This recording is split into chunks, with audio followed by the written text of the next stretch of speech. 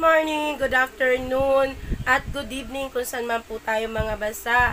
Guys, ako po ay magbibigay ng isang reaction no, dito sa pakiusap. Ito ay bali one day ago na pakiusap ng isang butihing pugong biyahero na sa aming mga reactionist about dito sa sponsor na mata pobre at talagang napakayabang, no? Alam mo, pasalamat ka sponsor na mata pobre at mayabang dahil napakabait ni Pugong Biyahero, no? Na isa naman talagang walang kumbaga hindi mo masukat ang kanyang gawaing pagtulong sa ating mga kapwa na mahihirap, lalo na sa makabundukan na hindi maabot ng ating mga gobyerno.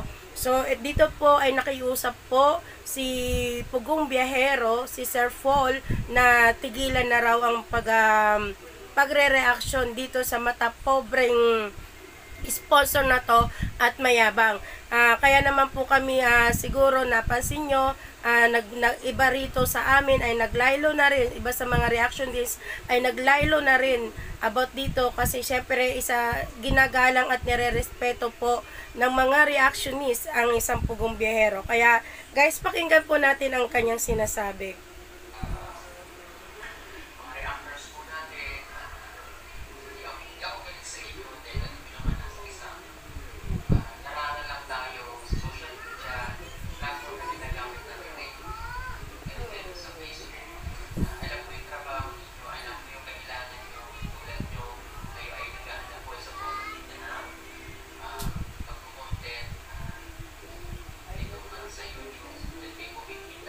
Grabe, di po ba? Napakabait at napakamauunawain ng isang Pugong Biyahero. Naiintindihan niya kami, no?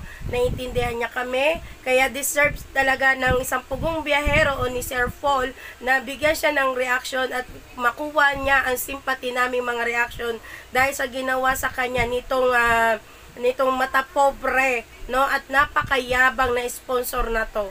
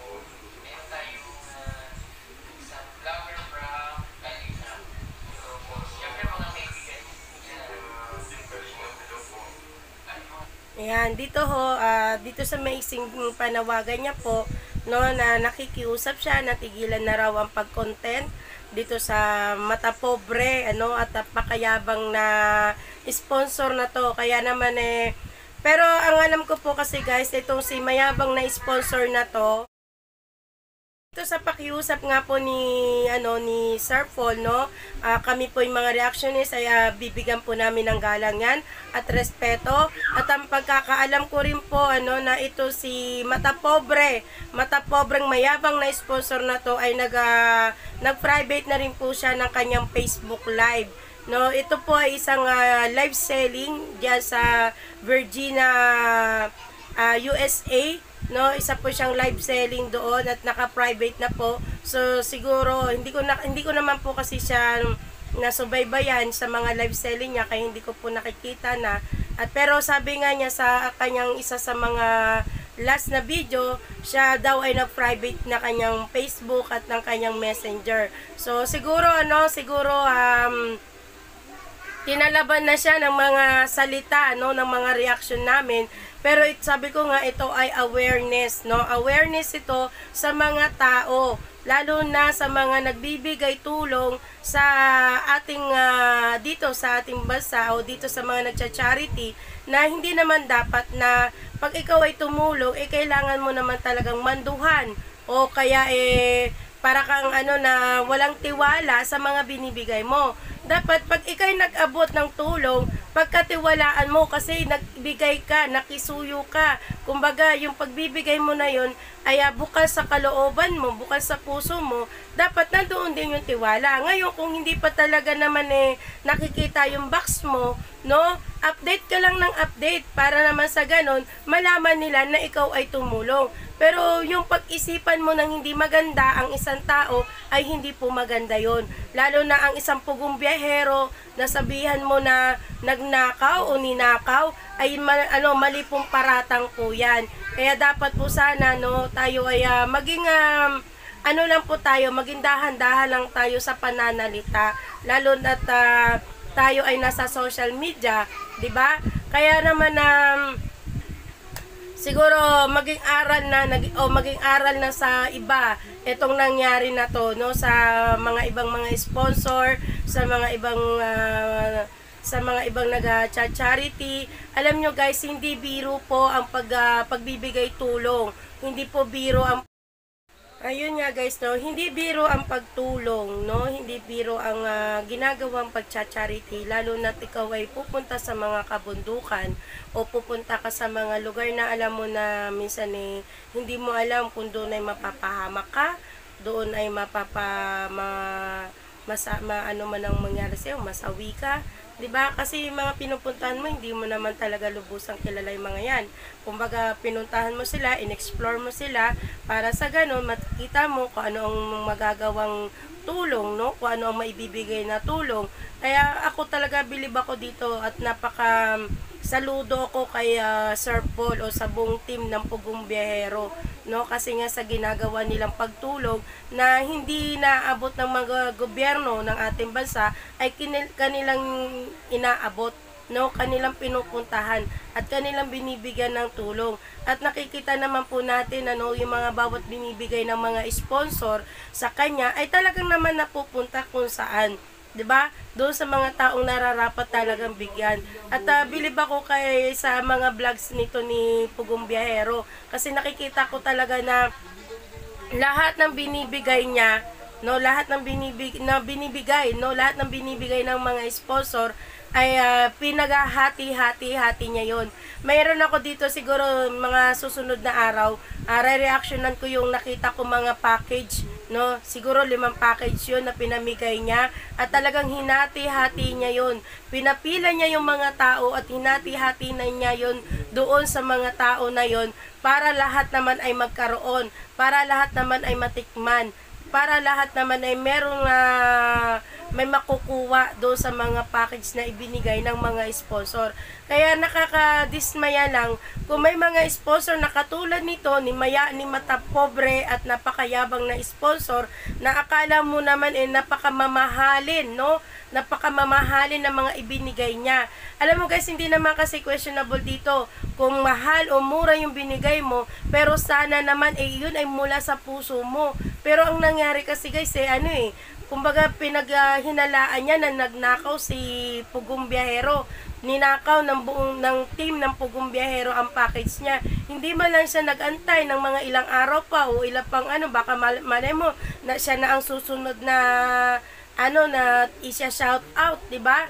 Hindi natin alam kung ano problema nitong Mata Pobreng sponsor na to Hindi natin kung talaga ba siya kulang sa shout out, gusto niya bang maging famous o ano man ang meron sa utak niya, kasi nakita natin yung lately na mga vlog niya, iba-iba na yung mga sinasabi niya puro kayabangan na, puro ko ano-ano na mga sinasabi sa buhay niya na hindi naman natin tinatanong, 'di ba? Ang issue lang naman dito ay yung pagsaole, no, ni Sir Paul sa package na ibinigay niya. Kasi nga sabi nga ni Sir Paul, hindi daw healthy at napakabigat daw sa kalooban nila kung ito pa daw ay pamimigay nila. Mas maganda pa raw to na ibalik sa kanila para nang sa ganun daw ay mas lumuwag yung ang kalooban nila. Kasi nga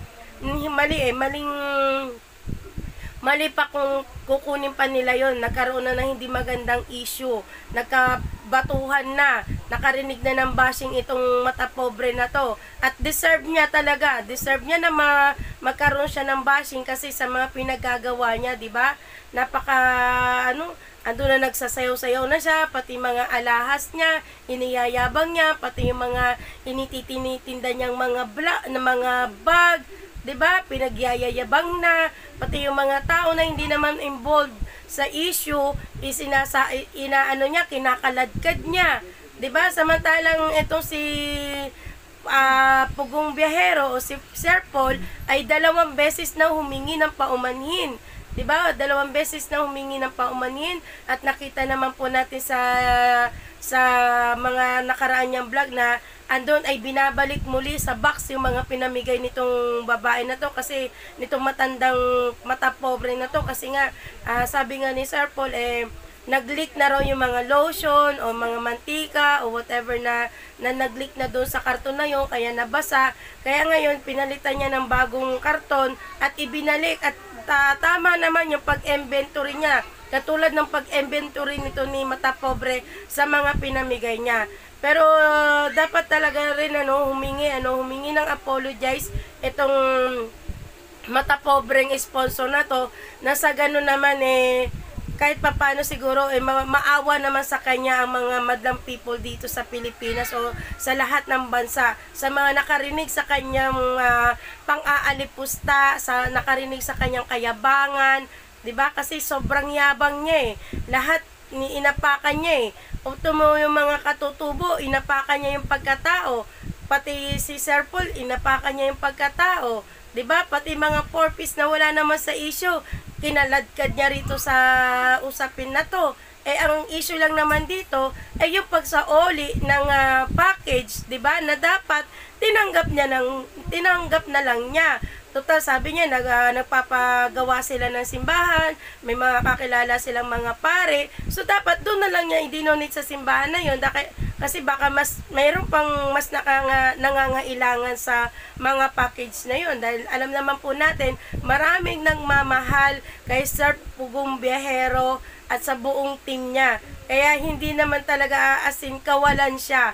Pero itong matandang mata pobre at mayabang na to, tingin niya sa sarili ay isa siyang malaking isda, pero kung tutuusin, isa lang siyang malaking botete, no? Malaking botete na pilit na gustong pumasok dito sa community para iyabang lang kung ano ang meron sa community niya.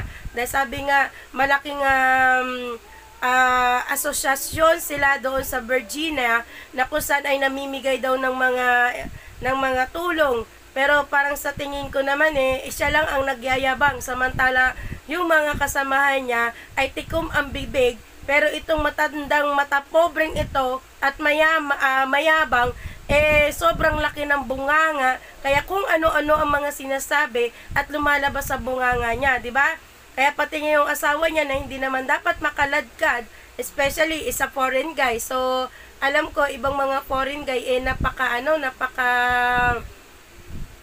generous at mababait talaga, lalo na't ikaw ay nagtatrabaho sa army. So alam nila kung ano mga kahirapan ng buhay, no? Dahil army sila, lalo na kung sila ay napupunta kung saan mga lugar, at syempre nakaka-encounter yan ng mga may hirap na tao din. Pero itong matandang mata pobre na to ay sobrang napakayabang, at akala mo napakalaki ng tingin niya sa sarili niya. Kung tutusin, para ka lang langgam ka lang talaga, madam, sa sobrang kayabangan mo. Sana magbago na itong matanda na to, no? Sana magbago na itong mata pobreng to, at sana naman matauhan na siya sa ginawa niya dito sa social media. Pero guys, pag kami ulit nakarinig na salita against kay Pugong Biyahero laban dito sa mata pobreng sponsor na to, magre-reaction ulit talaga kami, kasi itong mata pobre na to talaga dapat ito araw-arawin para kumalog ang utak niya, na hindi lahat ng mahihirap ay kaya niyang tapak-tapakan. Hindi lahat ng mga nagbibigay tulong sa ating kapwa o mga nagcha-charity ay kanyang maliitin. Dahil kung wala itong mga small charitable na to, wala ito si Sir Paul, si Pugong Biyahero, wala yung ibang mga nagbibigay ng tulong, wala po talaga rin maibibigay yung ating gobyerno sa mga tao doon sa mga kabundukan, 'di ba? Paano pa? Sino pa ang tutulong doon? 'Di ba?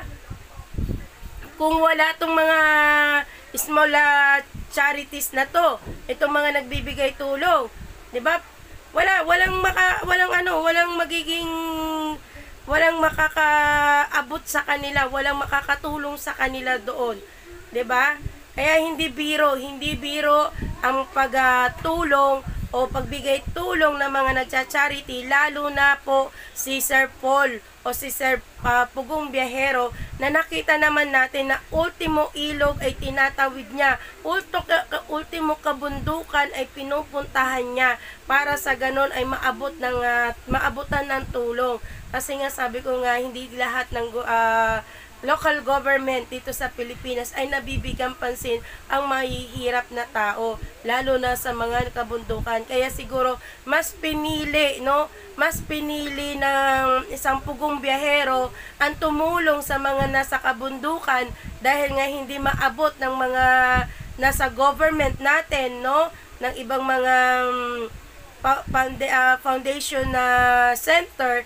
Kaya si Sir Paul ang isa sa mga talagang huwaran na masasabi mong napakalaki na naitulong dito sa community ng charitable o dito sa Pilipinas. Dahil nga grabe, kung tumulong siya, wala siyang kung nahihirapan siya, napapagod yung team nila, basta patuloy silang tumutulong, 'di ba? At napakabait ng buong team na po nila. Dito naman po sa pagcha-charity, nakita ko naman po talaga na iba't ibang tulong ang binibigay nila. Merong mga nagbibigay tulong na sa mga mental health, 'di ba? Meron naman nagbibigay tulong sa mga pabahay. Alam ko rin itong si Sir Pugong Biyahero ay nagbibigay na rin ng pabahay, Meron naman din nagtumutulong na kahit maliit na bagay o maliit na amount ay nakakatulong siya sa kapwa niya. Kaya guys, talaga masarap tumulong. Napakasarap tumulong at napakasarap na ka man lang na makatulong ka ng konting halaga sa mga kapwa nating Pilipino na mahihirap. Kaya guys, siguro sa susunod reactionan ko naman o bigyan ko naman ng reaction itong mga na ibigay na tulong ni Sir Paul o ni Sir Pugong Biyahero. Bigyan ko ng konting reaction din to, kasi nagustuhan ko din talaga yung community niya. Nagustuhan ko rin yung pagtulong niya sa mahihirap, at wala po talaga akong masabi sa buong team ng Pugong Biyahero. Saludo po talaga ako sa kanila dahil sobrang sisipag po nila at talaga naman napaka mababait. At talaga sa susunod guys, ipakikita ko po sa inyo rito yung mga nagawa niyang tulong. Do sabi ko nga na 5 box na pinamigay niya, pinapila niya yung mga tao, pinamigay niya yung mga package, at lahat naman talaga ay nakatikim ng package na yon, Kaya hanggang dito na lang po ang aking munting vlog. Maraming salamat po sa lahat, at naway ay lagi po tayong gabayan ng ating buong may kapal. Have a good day and God bless you all. Bye bye po.